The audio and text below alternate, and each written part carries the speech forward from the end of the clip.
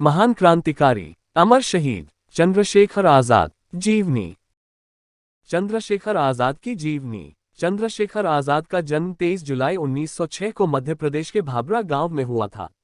मूल रूप से उनका परिवार उत्तर प्रदेश के उन्नाव जिले के बदरका गांव से था, लेकिन पिता सीताराम तिवारी की नौकरी चली जाने के कारण उन्हें अपने पैतृक गांव को छोड़कर मध्य प्रदेश के भाभरा जाना पड़ा था।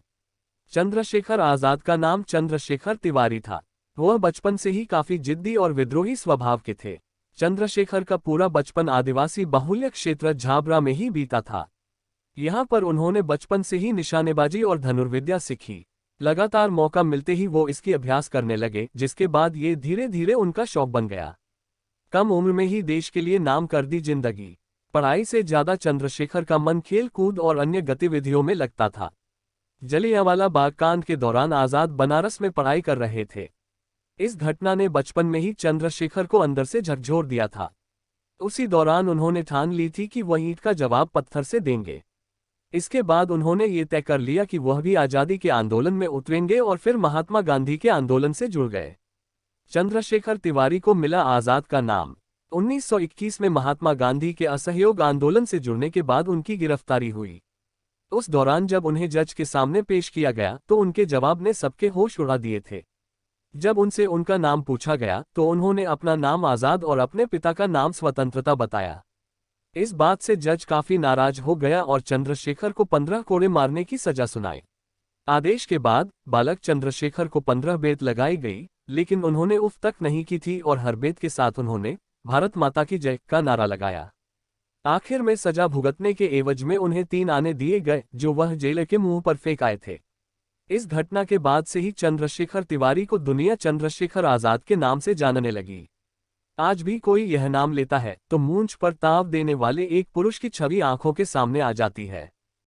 चौरा चौरी कांड के बाद कांग्रेस से हुआ मोहभंग। जलियांवाला बाग कांड के बाद चंद्रशेखर को समझ आ चुका था कि अंग्रेजी हुकूमत से आजादी बात से नहीं बल्कि बंदूक से मिलेगी।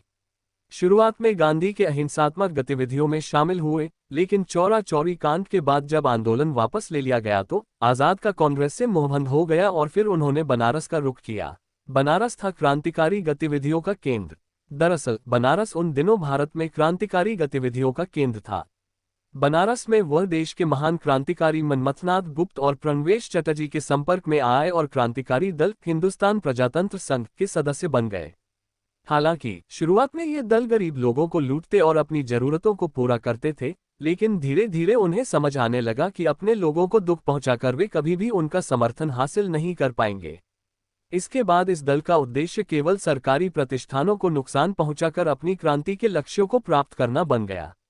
दल ने पूरे देश को अपना उद्देश्य बताने के लिए अपना मशहूर पैम्फलेट द रिवॉल्यूशनरी प्रकाशित किया। इसके बाद उस घटना को अंजाम दिया गया जो भारतीय क्रांति के इतिहास के अमर पन्नों में सुनहरे हरफों में दर्ज काकोरी कांड है। काकोरी कांड से शायद ही कोई अनजान होगा। दरअसल इस दौरान दल के 10 सदस्यों ने काकोरी ट्रेन लूट को अंजाम दिया था और अंग्रेजों को खुली चुनौती दे दी। इस कांड के लिए देश के महान क्रांतिकारियों रामप्रसाद बिस्मिल, अशफाक उल्ला खां, राजेंद्र नाथ लाहिड़ी और ठाकुर रोशन सिंह को फांसी की सजा सुनाई। इस घटना के बाद दल के ज्यादातर सदस्य गिरफ्तार कर लिए गए और दल बिखर गया। इसके बाद आजाद के सामने एक बार फिर दल खड़ा करने का संकट आ गया। हालांकि अंग्रेज सरकार आजाद को पकड़ने की कोशिश में लगी हुई थी, लेकिन वह छिपते छिपाते दिल्ली पहुंच गए। दिल्ली के फिरोज शाह कोटला मैदान में सभी बचे हुए क्रांतिकारियों की गुप्त सभा आयोजित की गई। इस सभा में आजाद के साथ ही महान क्रांतिकारी भगत सिंह भी शामिल हुए थे। इस सभा में तय किया कि दल में नए सदस्य जोड़े जाएंगे और इसे एक नया नाम दिया जाएगा। इस दल का नया नाम हिंदुस्तान सोशलिस्ट रिपब्लिकन एसोसिएशन रखा गया। आजाद को इस दल का कमांडर इन चीफ बनाया गया। सैंडर्स की हत्या और असेंबली में बम के बाद फिर बिखर गया दल। इस दल ने गठन के बाद कई ऐसी गतिविधियां की जिससे अंग्रेजी हुकूमत इनके पीछे पड़ गई। 1928 में साइमन कमीशन के खिलाफ प्रदर्शन के दौरान लाला लाजपत राय की मौत हो गई। इसके बाद भगत सिंह, सुखदेव, राजगुरु ने उनकी मौत का बदला लेने का फैसला किया।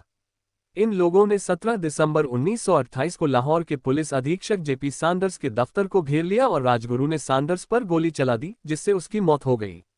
दिल्ली असेंबली मामले में सुनाई गई फांसी की सजा। इसके बाद आयरिश क्रांति से प्रभावित भगत सिंह ने दिल्ली असेंबली में बम फोड़ने का निश्चय किया, जिसमें आजाद ने उनका साथ दिया। इन घटनाओं के बाद अंग्रेज सरकार ने इन क्रांतिकारियों को पकड़ने में पूरी ताकत लगा दी और आरोप में भगत सिंह, राजगुरु और सुखदेव को फांसी की सजा सुनाई गई।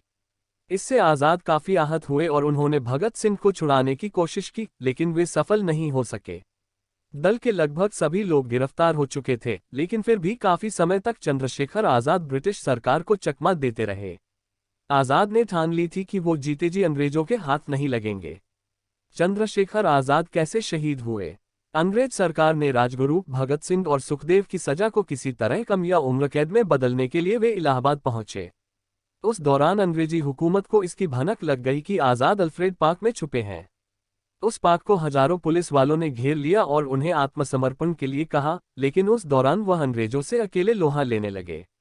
इस लड़ाई में 20 मिनट तक अकेले अंग्रेजों का सामना करने के दौरान वह बुरी तरह से घायल हो गए।